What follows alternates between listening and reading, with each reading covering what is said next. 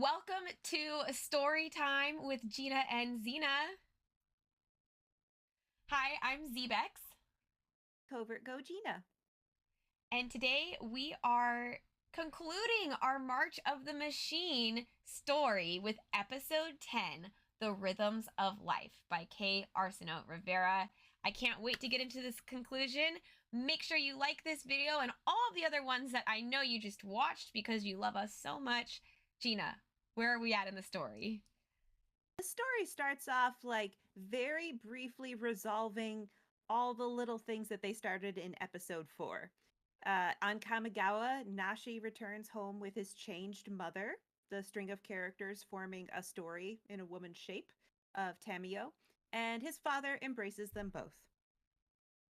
And then on Call Time, Harold watches the sea intently, counting how many seconds it's been since Tyvar made the dramatic leap to fight the sea monster.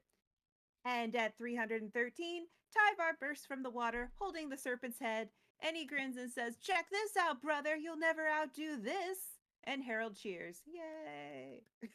And usually Harold wouldn't cheer at such a besting, but he's really happy to see his bro alive, so he does. On Kaladesh, Piendalar braces for death, holding a long piece of metal surrounded by Phyrexian soldiers above the Etherflex reservoir. And then suddenly the soldiers all around are crumbling and falling. They're stopping in place. Their warships fall from the sky. We won. She doesn't know how, but she knows her daughter Chandra had something to do with it and sends her thanks. She found a way to not die in that plane type thing she was in. We return back to our channel changing just to get the last 60 seconds of each film. All right, conclusion, conclusion, conclusion. All right, we can rest our little souls. So now we go to Zhalfir, where we stay for the rest of the episode. And on Zhalfir, the drums are happy and celebrating their victory. And meanwhile, Teferi mourns their losses. He's been spending 2 days looking for the perfect spot to plant Ren's acorn, and he's super agonized over what types of trees she might want to be nearby before he decides, I should just pick a place. Like, let her choose the tree. I shouldn't be choosing a tree for her. He waters it from a gourd. I thought that was a nice detail. And he chats to his friend Ren about why he's kind of procrastinating joining everyone because he's been without these people for centuries, even though it's only been like a real short while for them.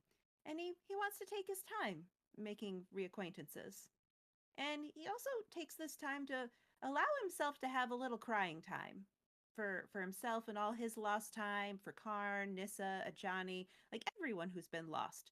Teferi takes the time to have a cry.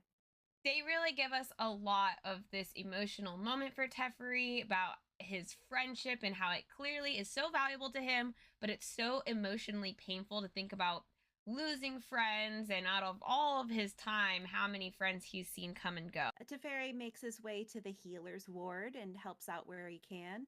And there he finds Karn, Koth, Chandra, and Kaya. And they're having a debate over what to do with Nissa and Ajani, who are both comatose. Sahili had explained to them that the oil had made a communication network between all the Phyrexians to receive orders. And without New Phyrexia existing as a plane, it's radio silence, and they might be asleep forever. They don't really know. Yep, I thought it was kind of cool how they finally realized the oil was what was the network between them. Kaya gives a news report that Liliana and Vivian are all right. Tyvar's bragging about killing a Phyrexian sea serpent. Cool. Kaito and the Emperor are reconstructing Kamigawa. There is no sign of Jace or Vraska. That is a mystery to these planeswalkers. Lyra is also a patient in the ward, and her chest wound has gone really bad. Even though that one story definitely said she got stabbed in the stomach, this story says it's a chest wound. But she doesn't have long, so it's kind of sad. And she asks Karn to come over and says, like, I think I have an idea for fixing Nissa and Ajani. If their hearts are untouched and we cleanse their bodies, they could be okay, but there will be a price. And Melira probably won't survive the night, so Teferi listens to her plan in further detail. We go to Koth, who seeks out Elspeth for advice. He says, Malira wants to heal Ajani and Nissa. Elspeth nods and says, yeah, I owe Ajani my life and more. Sounds good. Koth says, but it's going to kill her. And Karn's going to burn what he's got left of Venser's spark. And Koth thinks to himself bitterly how, like, Ajani might make it out of this when so many of his own people aren't going to get that opportunity. Feels bad. And he's, like, grateful to Zhalfir for welcoming the Mirrans, but do Ajani and Nissa even deserve mercy? This is a big moral dilemma for him.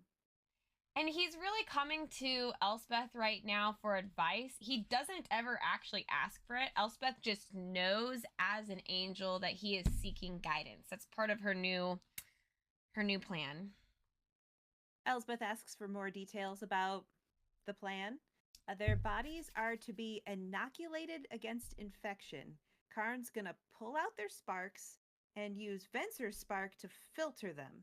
And Malira's gonna clean the sparks, and then Karn's gonna stick them back in. Basically, we've got Karn acting as our Brita water filter, filtering out all of the corrupted part of the spark.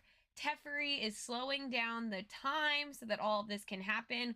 While Malira using her, she was a poison bae before. She kind of has the powers of the vaccination because she knows that poison.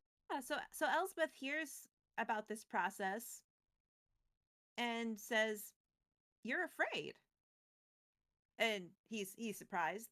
And he says, "Yeah, like Malira's gonna die." And Elspeth says, like, but she's choosing this ending to help others, and there's valor in that. He's like, well, then what? Like, move on. Make this place feel like home. And she gives him a nice big hug. And he really wants to stay grumpy, but the hug helps. The hug is good. Angel warmth makes you feel real good. And Elspeth tells Koth, "I'll always be your friend. If you need me, you just send up a little prayer." And then he's surprised because she squeezes him a little tighter and then flies him back to the healing ward, drops him off there so that he can say goodbye. Yeah. He's got some goodbyes to do. So now we're to the big moment. Malira asks to be taken outside because she wants to be outside when it happens, and they're more than happy to do that for her. So Teferi, Karn, Koth, Chandra, Kaya, and Malira all go outside and lay Nissa and Ajani on some nice picnic blankets. It's like gut wrenches my heart already because you know that Malira's like, can we at least just do it outside? I want my last moments to be with the plane. I'm like, oh. So Malira lays down between them, gets cozy, and Karn stands over them. And Teferi makes a big time bubble around them. So now we're gonna do the surgery, I guess. Karn drives his hand into their metal bodies and pulls out the shimmering bright sparks. And Karn thinks how he's saying goodbye to an old friend, Venser, in order to save two new ones. Closes his eyes and light leaks from his body, and there's a boom! And the two orbs Karn was holding are gone. If you need a good visual, think of Kilowatt snatching out someone's heart, but it's like the sparks, and the sparks are orbs. So just. So now we're to the next step of the process. Malira takes the hands of Nissa and Ajani and begins to glow. And this glow spreads to both of them. First it goes to Ajani, and he looks all shiny and new, and then it goes through Nissa, and whatever metal remains on either of them is now nearly as pure as moon silver. Bling bling! Part 3 of the process. There's a boom, and the two orbs return to Karn's hands. One of them is looking really good. It's whole and pure, but the other one is crumbling. Nissa's and it's Ajani's that looks really good. Nissa's is like not good. Nissa's is flickering. It's going bad. So Kaya helps Malira up so that she can reach the orbs. And one touch and like a little halo of light ripples out. And then Kaya drives her hands into the spheres of light because she can do stuff like that. And together they all send the sparks back to their host.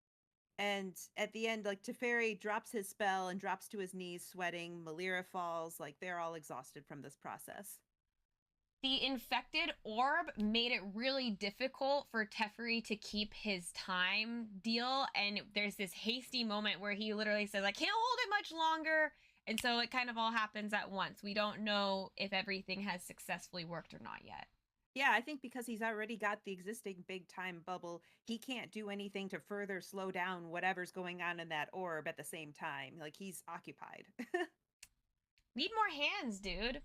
It should have been Phyrexianized, I guess. Nissa could have helped with that. Yeah. God, I wonder if she's keeping those. The story does not really clarify that. Ajani's good eye flutters open. He's like, where am I? He's like waking up like Dorothy. And Kaya tells him, Zhalfir. Ajani's shocked. He's like, no, I'm not. What? Like, Teferi, I'm gonna have to congratulate you on that later. I'm sleepy. And then he's napping. Yeah, he has his sleeping beauty moment where he's revived and then he's like, but let's take a nap. Very tired. Karn has slumped over. He feels lonelier without Venser's spark, but he does decide he'll probably be all right. And Koth pulls the collapsed Mira into his lap. She's gone. And this is really heartbreaking because Koth just lets it all out and he is just openly weeping, like huge sobs. Like Teferi and Karn rush over, give him a hug. Everybody's crying because no one should have to be alone in grief. Yeah, this is someone, Malira, who really gave herself for the greater good to save these two planeswalkers. All of the effort really that went into that scene we just described. I even felt pretty emotional. I'm definitely someone who, when I watch movies or reads books, I will cry, and I cried during this part. But there is somebody who hasn't joined the cry party, who is very distracted. Chandra is just shaking Nissa, and she's getting more anxious by the second. Like, why isn't she awake yet? And Teferi's like, hey, like, Chandra, like, something did go wrong during this process. Like, she might not. And then a voice mumbles, like, Chandra? And then Chandra's face melts to pure happiness, and she and Nissa hold each other and have happy sobs. This is life. This is what they all fought for. I instantly went from like sad crying to like smiling, where then you just have that one tear that comes down your face, and I was like, oh, she made it. Chandra says, I'm right here and I'm not going anywhere. And they kiss. We finally get our true girlfriends moment. Our ladies are embracing. I was so happy for this moment. It's really great writing right here. We are kissing on screen, front and center, like making it super obvious now. These two love each other. Right. And Teferi thinks to himself, good, I won't be going anywhere for a while either. And then I started hearing wedding bells because I assume since we finally get Nissa and Chandra together, I just pictured Teferi at the altar being their minister because that's why he had to stick around. That's literally where my head went. So now you get it too. That's not what the story said. It did say that Teferi's going to stick around, but the end. Write your own ending.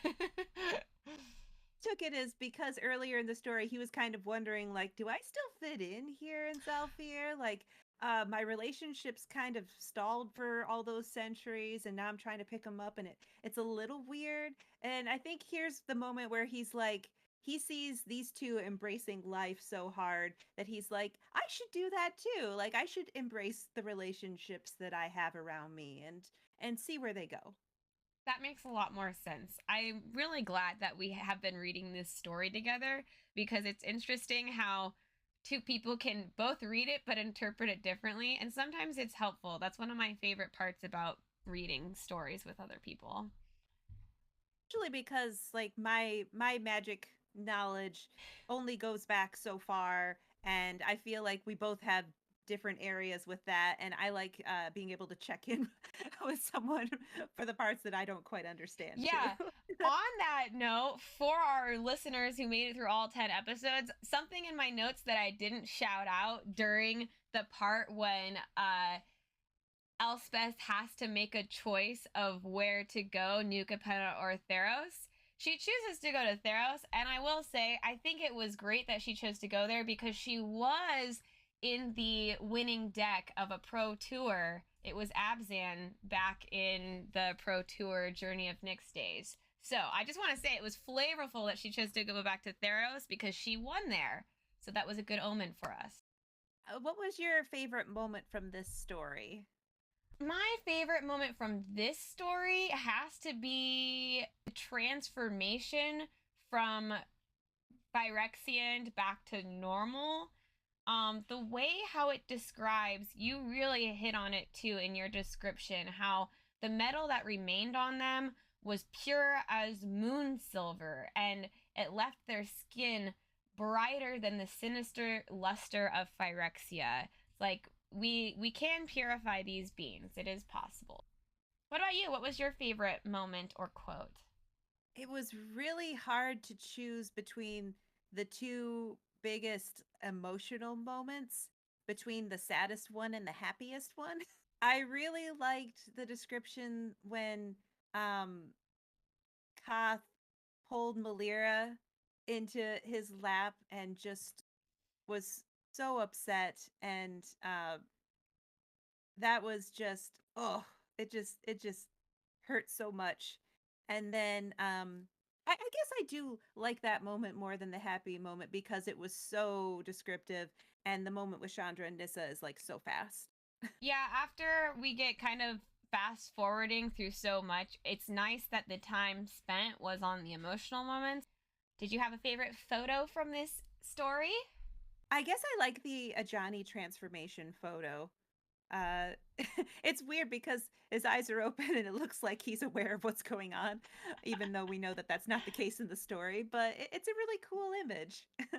I do like how we get a visual of how the process happens. And is the card for this literally a counterspell? Is it? I don't know. I haven't looked at it yet. Saw that, I was like, oh, come on, it can't be that easy. Sometimes it is. How about you? What was your favorite image? I think my favorite image has to be the one of Teferi planting the new acorn seed.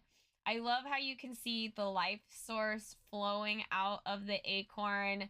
Teferi just has such a joyous expression on his face. I feel like the blossoms around there might be some sakura cherry blossoms. Like, it just has a very rebirth of spring essence to it. Yeah, he makes a very peaceful gardener. If you missed any of the episodes for March of the Machine, you can find the entire playlist on the channel under MTG Storytime. Stay tuned. Make sure that you're following both of us on social media. I'm at ZBexx. I'm at Covert Go Gina on all the places you would look. Make sure you subscribe in the meantime.